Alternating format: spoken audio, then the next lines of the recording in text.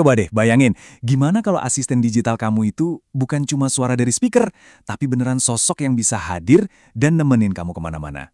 Nah, inilah ide besar di balik OpenHuman.ai. Oke, yuk kita bedah bareng-bareng konsep yang super menarik ini. Kita semua pasti pernah ngerasain lah ya. Kita nanya ke asisten di HP tentang cuaca, dia jawab, terus ya udah selesai. Obrolannya putus gitu aja, nggak ada ingatan, nggak ada kelanjutan. Rasanya tuh kayak ngomong sama mesin penjawab otomatis, bukan sama pendamping yang beneran pinter. Ada sesuatu yang hilang, yang bikin interaksinya jadi hampa. Padahal ya, kalau kita lihat satu-satu, komponennya tuh sebenarnya udah ada semua. Pertama, soal kecerdasan. Berkat kayak large language models kayak ChatGPT, AI sekarang udah bisa banget ngerti konteks, bisa mikir, dan ngobrolnya pun dalam. Jadi otaknya tuh udah siap. Terus, suaranya. Teknologi text-to-speech dari perusahaan kayak Eleven Labs itu udah bisa bikin suara dengan intonasi dan emosi yang, wah, hampir mustahil dibedain dari manusia beneran. Jadi mereka udah nggak kedengeran kayak robot lagi. Dan tentunya penampilan. Dengan teknologi CGI dan software canggih kayak MetaHuman, kita udah bisa kok bikin wajah dan sosok digital yang realistis banget. Secara visual, mereka udah bisa tampil sangat meyakinkan. Oke, jadi kalau otak udah pinter, suara udah kayak manusia, dan muka udah realistis, terus masalahnya di mana dong? Nah, ini dia hambatan terakhirnya, gerakan. Coba deh bayangin kamu lagi ngobrol sama orang paling jenius di dunia, tapi dia berdiri kaku kayak patung. Aneh banget kan? Nah, itulah yang terjadi sekarang. Tanpa gerakan dan gestur yang alami pas ngobrol, mereka jadi kerasa nggak punya jiwa. Dan disinilah OpenHuman.ai masuk untuk menyatukan semua kepingan puzzle ini. Mereka nggak cuma mecahin masalah gerakan doang, tapi mereka juga membangun sebuah ekosistem yang lengkap untuk mewujudkan visi ini. Cara paling gampang buat ngebayanginnya tuh gini, anggap aja kayak App Store. Tapi isinya bukan aplikasi-aplikasi statis yang kita buka tutup, bukan. Isinya itu adalah makhluk digital yang hidup, yang bisa kita pilih, dan kita ajak berinteraksi di dunia kita.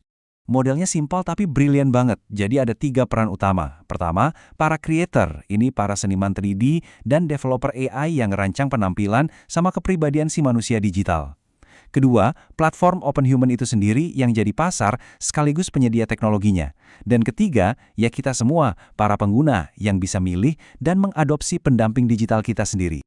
Dan yang bikin ini makin seru adalah modelnya yang sangat mendukung para kreator.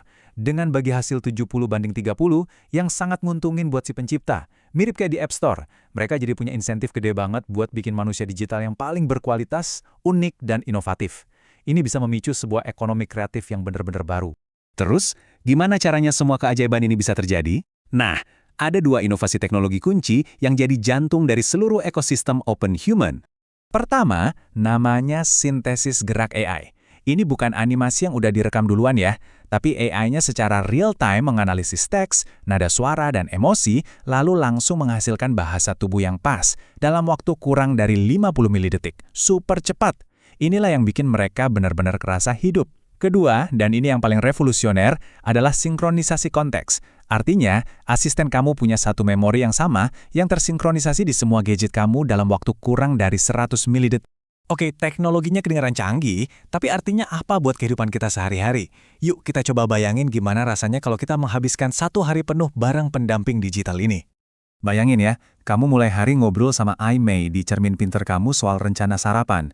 Pas kamu masuk mobil, obrolan tadi lanjut lagi di layar mobil, nggak keputus sama sekali. Sampai kantor, iMei udah ada di desktop kamu, nampilin kerjaan prioritas. Pas makan siang, dia muncul di HP, ngasih saran restoran. Bahkan pas lagi belanja, dia ada di kios supermarket buat bantuin kamu. Dan malamnya, dia nyapa kamu di TV.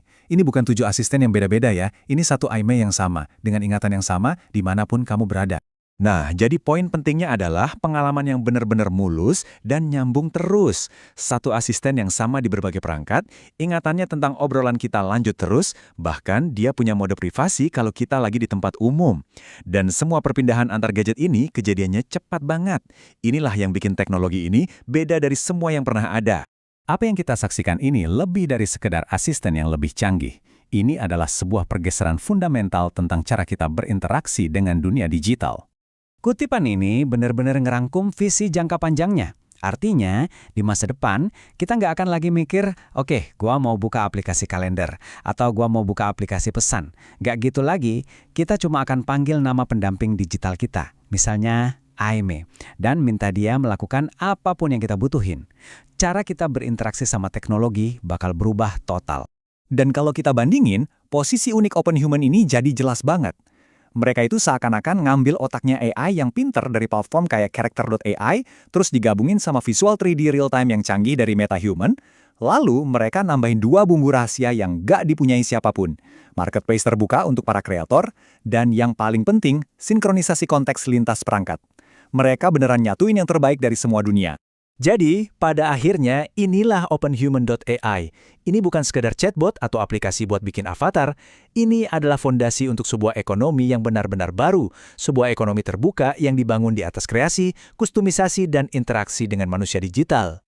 Nah, ini membawa kita ke sebuah pertanyaan terakhir yang cukup mendalam.